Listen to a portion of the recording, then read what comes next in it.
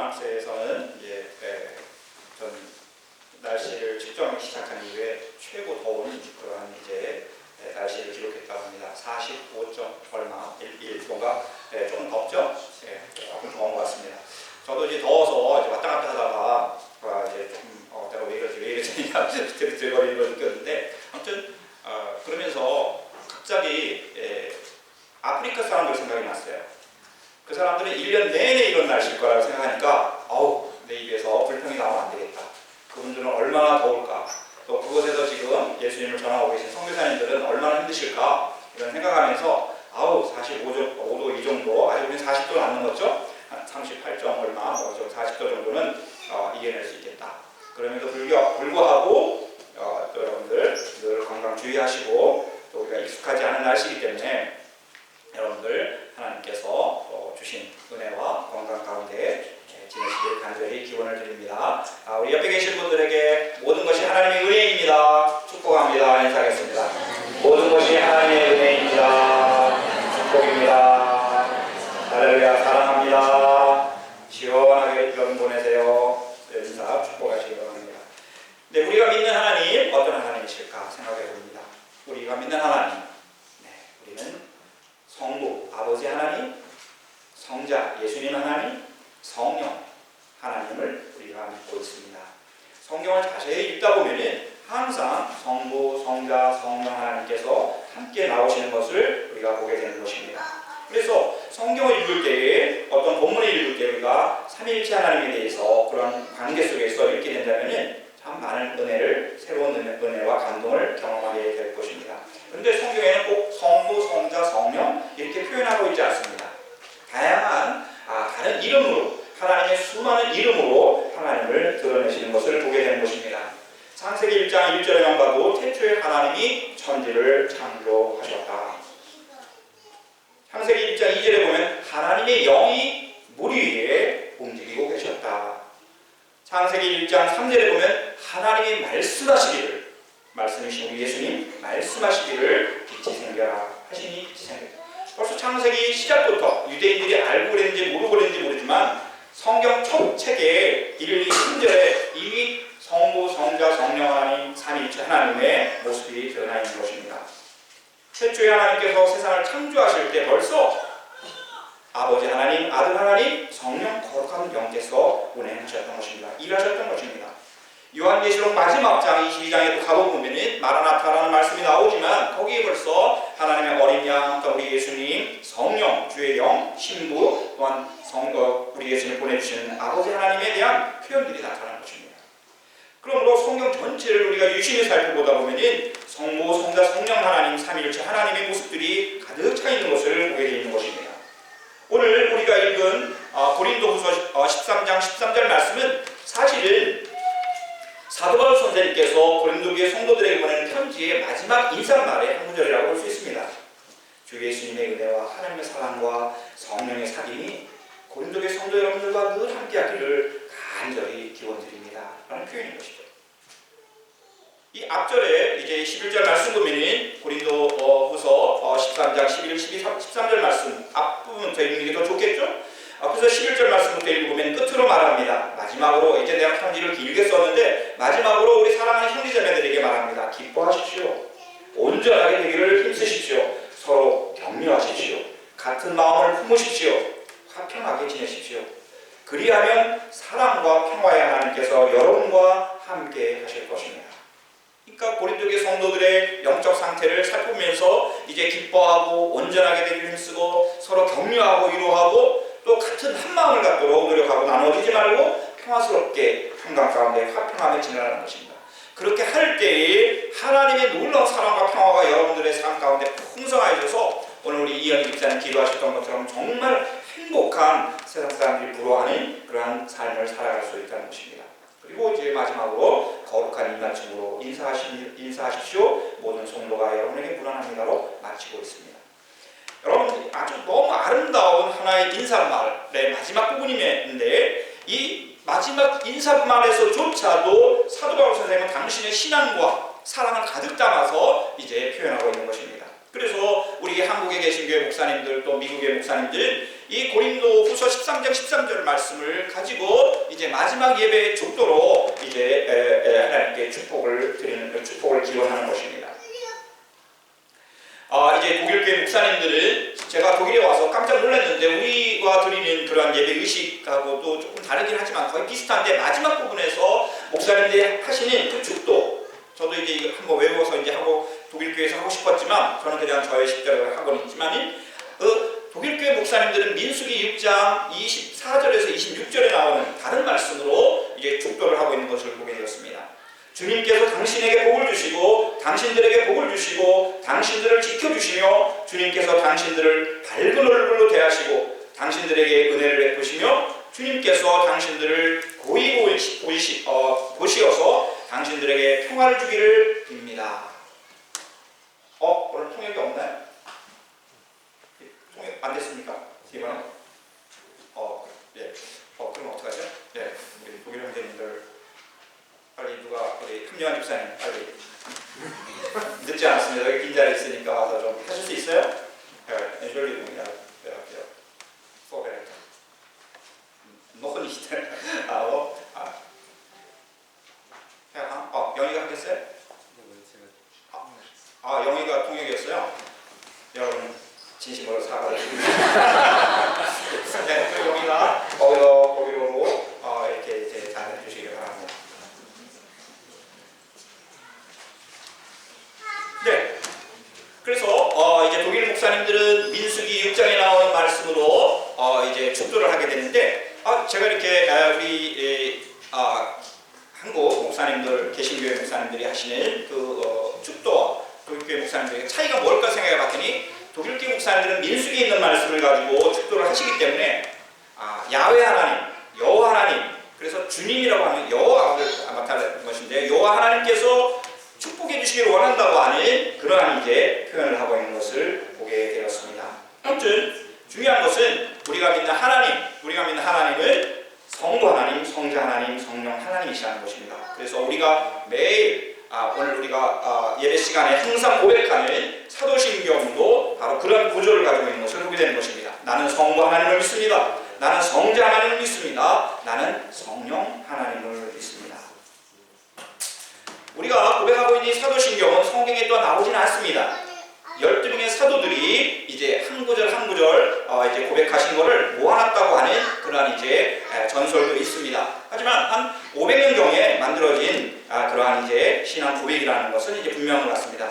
소위 아포스톨리쿰이라고 하는 사도신경을 지금도 우리는 매일 고백하면서 이 압축된 하나님의 말씀을 통해서 신앙 고백을 통해서 우리가 정말 하나님 바르게 믿고 있다는 것을 고백하는 것입니다.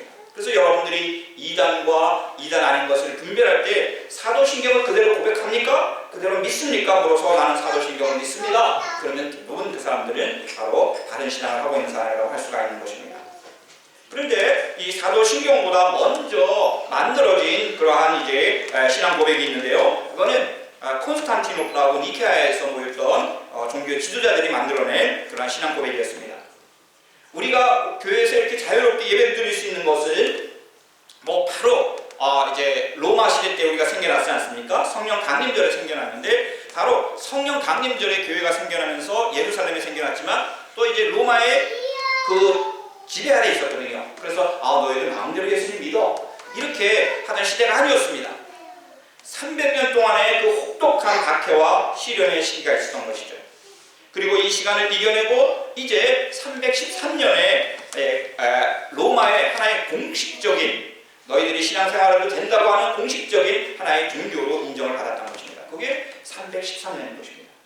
300년 동안 하나님께서 주신 그 신앙을 지키기 위해서 온갖 시련과 박해 속에 있던 성도들이 이 신앙을 지켜내고자 무덤 속으로 도망을 갔다가 이제 무덤을 파고 들어가서 이제 생긴 것이 카타콤이라고 하는 지금도 이제 로마에 있는 바로 그 무덤 예배당이고 또 무덤에 있는 성도들의 거처인 것입니다.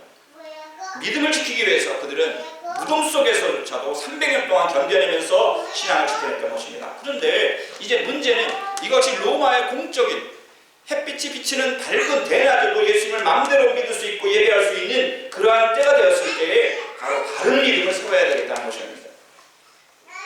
많은 이단들, 잘못된 신앙들, 제멋대로 하나님 믿는다고 하는 사람들이, 예수님 믿는다고 하는 사람들이 막 생겨난 거예요. 그래서 바른 믿음을 세우기 위해서 바로 325년에 이제 여러분들 지도가 없어서 여러분들 여기 보면 이제 터키 땅인데 여기 이제 콘스탄티노플, 여러분들 콘스탄티노플 많이 가시죠? 지금은 이스탄불이 되었습니다.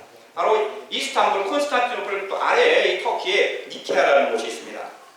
이케아가 아니고 니케아가 있는데 니케아가 굉장히 중요합니다. 이 니케아에서 저도 이제 한번 가보고 싶은데요. 이 니케아에서 325년에 신앙의 목사님들, 교회 리더들이, 지도자들이 모여가지고 첫 번째 공적인 회의, 콘실이 열렸습니다. 그래서 거기에서 이제 신앙의 교리들을 잘 바르게 세우고 다시 한번 두 번째 콘스탄티노플, 지금의 이스탄불에서 381년에 모여가지고 다시 정리를 하면서 이제 우리가 어떻게 바른 믿음을 고백할 수 있을까를 정리한 것이 바로 니케아 콘스탄티노플 신앙 고백이었던 것입니다. 우리가 고백은 안 했는데 독일 찬송가에도 보면 뒤에 나오고요. 많은 분들이 이제 가끔 니케아 콘스탄티노플 신앙 고백을 하고 있는 것입니다. 제가 길어서 다 읽어드리지는 않겠습니다. 우리는 한 분이신 성부 하나님을 믿습니다. 우리는 한 분이신 주 예수 그리스도를 믿습니다. 우리는 주님이시며 생명을 주시는 성령을 믿습니다. 하면서 이제 삼위일체 하나님을 고백을 하고 또 우리는 하나이고 거룩하며 보편적이고 사도적인 교회를 믿습니다. 이렇게 네 부분으로 이제 신앙 고백을 하고 있는 정말 아름답고 풍성한 신앙의 내용들이 담겨져 있는 고백이라고 할 수 있습니다. 어떻게 보면 사도신경보다 더 100년 전에 만들어졌기 때문에 더 풍성하고 더 아주 구체적인 그런 내용을 담고 있습니다. 오늘 본문에서 우리 사도 바울 선생님도 바로 성부, 성자, 성령 하나님을 고백을 하고 있습니다. 그런데 중요한 것은 성부, 성자, 성령 하나님을 고백하면서 다른 하나의 단어들을 첨가해서 말씀하고 있다는 것입니다. 주 예수 그리스도의 은혜와 하나님의 사랑과 성령님의 사귐이 여러분 모두와 함께 있기를 빕니다 라고 우리 사도 바울 선생님이 말씀하고 있는 것입니다. Die Gnade unseres Herrn Jesus Christus und die Liebe Gottes und die Gemeinschaft des Heiligen Geistes sei mit euch allen. 이렇게 말씀하고 있는 것입니다. Gnade, Liebe, 또한 Gemeinschaft, 코이노니아를 말씀하고 있는 것입니다. 우리 삼위일체론을 논리적으로, 이론적으로 우리가 설명할 수 있어요. 설명할 수 있는데 그거를 우리가 온전히 이해할 수가 없습니다. 그것이 문제인 것입니다. 삼위 드라이 페르손은 그러니까 우리 성부, 성자, 성령 각각의 페르손, 인격을 가지고 계시다고 하는 것이 삼위라면 일체라고 하는 건 디바인 에센스, 다시 말해서 신적인 본질에 있어서는 에센스에 있어서는 하나시라는 것입니다. 이것을 우리가 설명하려고 그러면 정말 어렵죠. 설명은 되는데 이해가 안 되는 거. 여러분 이런 거 경험해 보셨나요? 그러므로 우리가 성경에 기록하신 분들이 어떤 이런 철학적인, 어떤 논리적인 그런 설명을 만족시키기 위해서 기록되지 않았다는 것입니다. 중요한 것은 성부, 성자, 성령 하나님께서 나를 위해서, 우리를 위해서 무엇을 하셨는가? 무엇을 하셨는가? 그것이 너무너무 중요한 성경의 가르침이라는 것입니다. 사도 바울 선생님은 우리 예수님의 은혜를 말씀하고 있습니다. Die Gnade unseres Herrn Jesus Christus. 예수님의 gnade, 예수님의 은혜가 있다는 것입니다. 또 grace of Jesus Christ, 예수 그리스도의 그 은혜가 있는데 그 은혜가 무엇이라는 것입니다. 여러분들 은혜라는 것이 무엇입니까? 은혜는 선물입니다. 맞습니다. 거저 주시는 선물입니다. 내가 열심히 일했더니 선물을 주더라. 내가 열심히 30일 동안 회사에서 열심히 일했더니 월급으로 2,000유로를 선물로 주셨더라. 우리 오수민 집사님 그렇게 얘기 안 하죠? 내가 이랬으면 당당히 받아야 될 보수고 더 달라고 내가 요구할 수 있는 노조운동을 해서 그래서 더 받아들이려고 하는 거잖아요. 그거 당연한 것입니다. 그러나 은혜는 완전히 차원이 다른 것입니다. 내가 한 것이 아무것도 없습니다. 그냥 거저 상대편에서 선물로 주시는 것입니다. 어떤 조건이나 또한 무엇을 요구하면서 주는 것이 아니라 전적인 그분의 마음이 담겨져서 주는 것이 선물이라는 것입니다. 의도가 없습니다. 그냥 사랑하기 때문에 주는 것입니다. 그래서 선물이고 이거를 우리가 은혜라고 얘기를 하는 것입니다. 우리 예수님께서 바로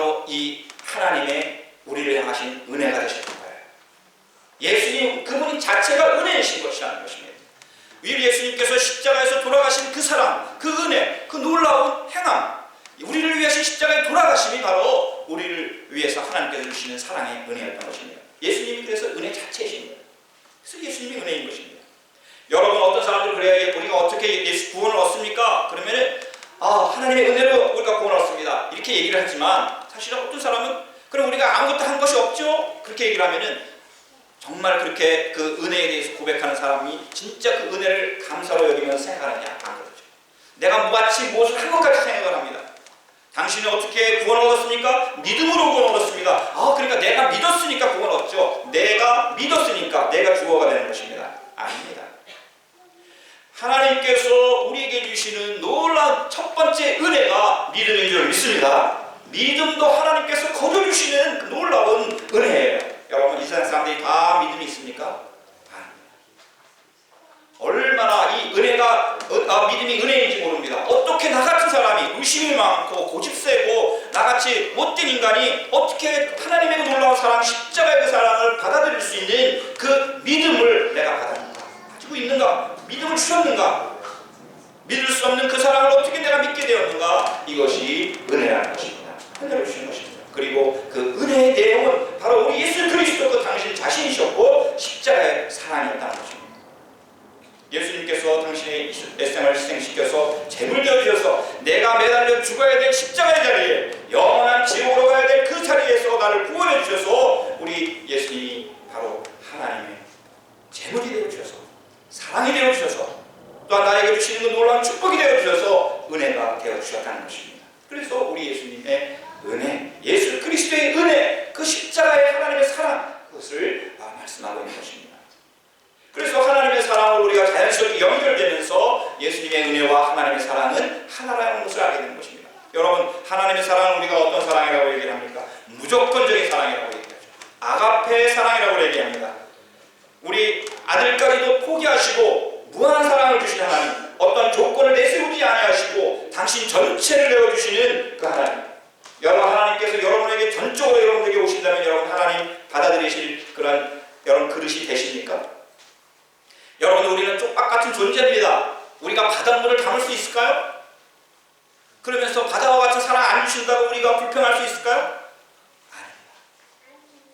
그러나 우리의 그릇은 작지만 또한 하나님의 그 놀라운 사랑을 우리가 우리 그릇만큼 담지만 그 사랑 또한 완전한 사랑이요 무한한 사랑인 것입니다.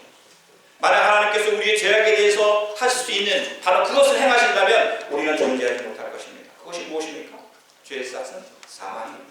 그냥 죄악을 졌으면 죄에 대해서 우리가 깨끗하게 그걸 인정하고 지옥으로 가면 되는 것입니다. 그것이 정말 정의로운 사람의 태도예요. 그러나 하나님께서는 당신이 세우셨던 이 의의를 거꾸로 뒤집어 버리신 것입니다. 무엇으로? 아가페 사랑. 무조건적인 하나님의 그 아가페 사랑으로 당신의 외아들을, 성자 하나님을 포기하시면서 우리를 긍정해 주신 것이라는 것입니다. 우리가 노아의 홍수를 기억합니다. 그것이 하나님의 방법입니다. 사실 홍수만 있어야 됩니다. 노아의 방주는 필요가 없었습니다. 그것이 사람들이 한 행위에 대한 결과의 열매였죠. 그러나 하나님께서는 노아의 방주를 예비해 놓으셔서 이 노아의 홍수 가운데서도 소망을 갖게 하셨습니다. 바로 그것이 하나님의 사랑인 것입니다. 하나님의 사랑인 것입니다. 하나님의 사랑은 예수 그리스도의 은혜와 그래서 연결되어 있는 것입니다. 십자가의 그 사랑, 그 은혜를 우리에게 주셨던 하나님의 사랑을 기억하게 되는 것입니다. 그리고 이 사랑과 이 은혜를 우리가 되게 하시는 분이 바로 성령님이시라는 것입니다. 성령님의 사귐, 게마이샤트. 이 코이노니아는 참 해석하기 어렵지만 우리 세번역 성경에는 사귐이라고 했습니다. 사귐도 조금 번역이 완벽하지는 않습니다. 소통, 흘러감, 아무튼 다양한 관계, 굉장히 친밀한 관계의 나눔이라고도 할 수가 있습니다. 여러분들이 지금 제일 전화 많이 하고 제일 만나는 사람들이 여러분들하고 제일 가까운 사람이죠. 그런 교제가 있는 것입니다. 서로 사랑하고 서로 가까운 친밀감에 있는 이런 교제가 있는 사람들이 바로 서로 사랑하는 사람들의 본질인 것입니다. 사랑하는 사람과 함께 대화하고 함께 밥 먹고 함께 좋은 것 나누고 함께 여행하고 함께 있고 싶어합니다. 이것이 놀라운 하나님의 사랑과 은혜에 담겨져 있는 성령의 코이노니아와 연결되는 것입니다. 하나님과 날마다 여러분들 그 밥을 먹고 하나님과 날마다 대화하고 하나님과 날마다 좋은 것을 나누고 하나님과 함께 여행하고 하나님과 함께 있고 싶어 하십니까? 그 사람은 정말 하나님의 은혜와 하나님의 사랑과 예수님의 은혜 가운데 있는 사람입니다. 만나면 싸우고 미워하고 불신하고 세상 사람들의 모습을 의심하고 뒤에서 비난하고 욕하고 다른 사람들과 미워하게 만들고 또 그것을 받아들이고 요란하고 만나면 불안하게 만드는 것. 세상 사람이 가지고 있는 엄청난 이런 사귐들이 있어요. 이것도 사귐이죠. 악한 사귐입니다. 이거는 성경이 말하는 말씀하는 그러한 성령의 사귐이 아닌 것입니다. 성령의 사귐은 생명의 사귐인 줄 믿습니다. 기쁨이 넘쳐납니다. 사랑의 사귐입니다. 평화의 사귐입니다. 하나님의 영원한 사랑과 예수 그리스도 안에 거하게 하는 그러한 사귐인 것이에요. 바울은 고린도의 성도들에게 성령의 사귐, 성령의 임재하심이 있기를 간절히 소원했던 것입니다. 여러분들 삼위일체 하나님이 누구이신가 고민할 필요 절대 없습니다. 삼위일체 하나님이 나를 위해서 지금 무엇을 하시는가, 그리고 무엇을 하셨는가에, 그리고 무엇을 하실 걸까에 관점을 가지고 성경을 읽으신다면 성경 전체는 하나님의 사랑의 편지가 될 것입니다. 예수님의 은혜가 보화가 가득 담긴 하나님의 말씀이 될 것입니다. 성령의 열매들, 신비한 그런 사귐의 열매들이 가득한 하나님의 말씀을 발견하게 될 것입니다. 기독교는 사변적인 종교가 아닙니다. 돌을 닦는, 내가 돌을 열심히 닦아서 스스로 구워놓는 그런 자력 종교가 아닌 것입니다. 어떻게 보면 우리 기독교는 종교가 아닙니다. 기독교는 종교가 아닙니다. 기독교는 사랑과 은혜와 사귐이 풍성한 아주 실제적인 그러한 생명의 그 자체인 것입니다. 삶 자체인 것입니다. 우리 사랑하는 성도님들, 오늘 말씀 다시 한번 짧지만 묵상하시면서 앞으로 계속 성경 안에서 우리 성부, 성자, 성령 하나님 발견하시고 그분이 나를 위해서 무엇을 하셨는가를 발견해 나가시는 그러한 아름다운 축복의 삶들이 되시기를 간절히 축원을 드립니다. 예수님의 한없으신 은혜와 하나님의 풍성하신 사랑과 성령님의 신실하신 사귐이 언제나 영원토록 함께 하시기를 예수님의 이름으로 간절히